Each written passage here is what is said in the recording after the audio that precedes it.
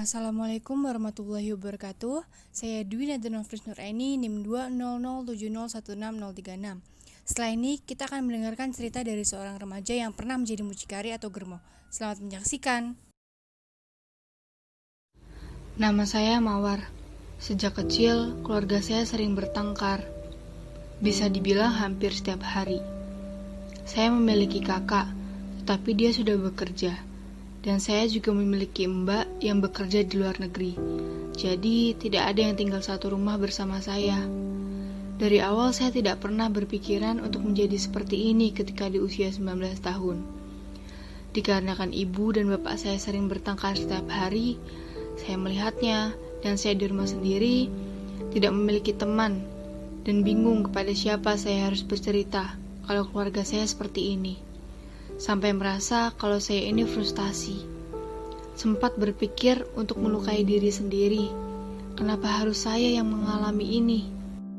Semua berawal sejak saya berusia 18 tahun. Sampai akhirnya saya bertemu seorang pria yang membuat saya jatuh cinta. Atau bisa dibilang, ia adalah cinta pertama saya.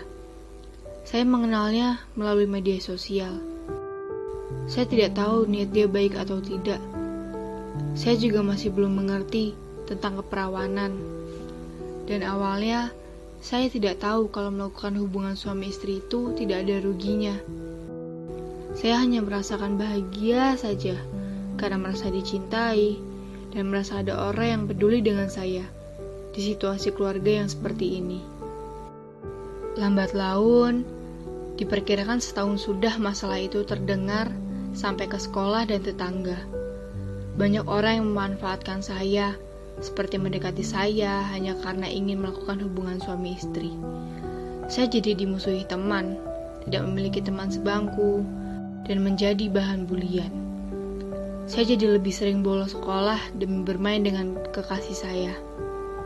Sampai akhirnya, berita itu terdengar ke orang tua saya. Ketika mendengar itu, bapak saya hanya diam. Mungkin dia berpikir kenapa saya bisa seperti itu. Lain halnya dengan ibu saya. Ia marah besar ketika mengetahuinya. Mungkin karena sebenarnya saya bukan anak yang dia inginkan. Atau mungkin karena dia adalah orang yang temperamen. Karena saya tidak tahan dengan ibu saya yang marah-marah setiap harinya, saya memutuskan untuk pergi dari rumah. Sampai bertemu dengan teman pria saya.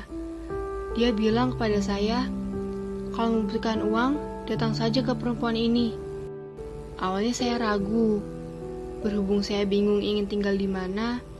Akhirnya saya datanglah ke perempuan itu. Yang tak lain, ternyata dia adalah seorang pekerja seks komersial. Setelah itu, saya mendapatkan pelanggan pertama.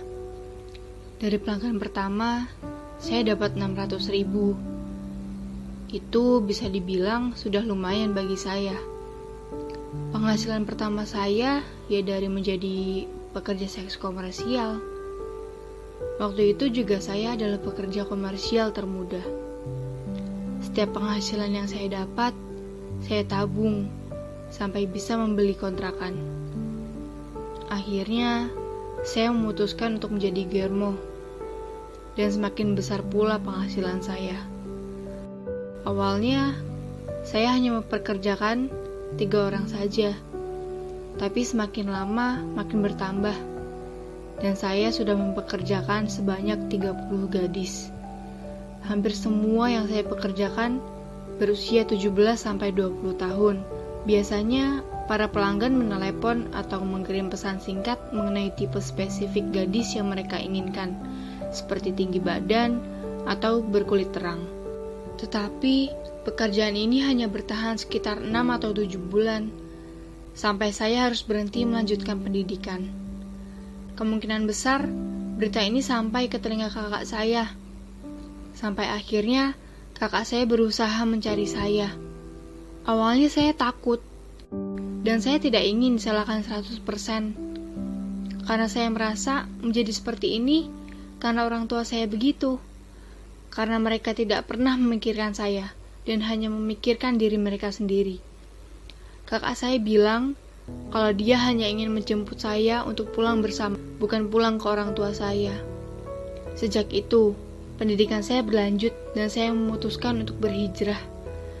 Setelah 7 bulan menjadi seorang germo. Tetapi, meskipun saya sudah berusaha untuk berubah menjadi lebih baik, masih banyak orang-orang di lingkungan saya yang bilang kalau saya anak nakal, perempuan nakal, dan pelacur. Terakhir yang ingin saya sampaikan adalah, sebenarnya saya sayang sama orang tua saya. Di sini tidak sepenuhnya salah saya. Saya juga ingin menjadi orang yang benar. Jadi, tolong jangan cap saya salah terus. Buat orang tua di luar sana, pesan saya jangan pernah kalian memikirkan diri sendiri. Karena anak juga butuh perhatian lebih dari kalian, seperti bertanya tentang kesehariannya. Anak butuh keluarga yang terbuka, bukan tertutup.